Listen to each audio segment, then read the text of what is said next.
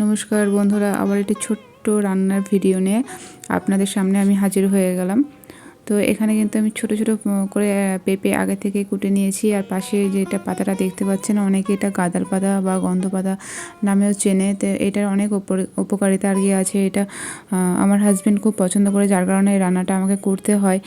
তাছাড়া আমি ছোটো থেকে মাকেও দেখেছি খুব রান্না করতে। তো তখন ছোটোবেলায় পছন্দ করতাম না, তো এখন একটু একটু পছন্দ করি। কারণ শ্বশুরবাড়িতে আসার পরে অনেক কিছুই খেতাম না, কিন্তু এখন অনেক কিছুই খাওয়া শিখে গিয়েছি। তো এর পাতাটার অনেক উপকারিতাও আছে, খাওয়া নিজের শরীরের জন্য অনেকটা ভালো। তো এটা আমি আজকে শুক্তো রান্না করব। আর এই রান্নাটা কিন্তু শিখেছে আমার শাশুড়ি মা। তো আমি কিন্তু ওখানে পাতাগুলো ছোটো ছোটো করে কুচিয়ে নিয়েছি, আর পেঁপেগুলো আলাদা করে আমি কুটে আলাদা করে রেখেই দিয়েছিলাম পাতলা পাতলা করে। তো আমি এখানে কিন্তু কড়াইয়ে সর্ষের তেল দিয়ে দিলাম, তেজপাতা আর পাঁচফোড়ন দিয়ে দিলাম। আর পেঁপেগুলোকে আমি কিন্তু সুন্দর করে লাল লাল করে ভেজে নেব আগে। তো এই পাতাটা আমি কিন্তু দুধ দিয়ে রান্না করব।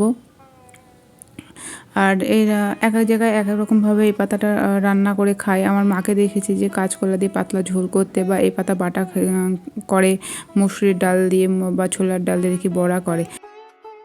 ওইদিকে আমার কিন্তু পেঁপেগুলো লাল লাল করে ভেজে নিয়েছিলাম, তার মধ্যে দিয়ে দিয়েছিলাম সেই কুচনো পাতাগুলো।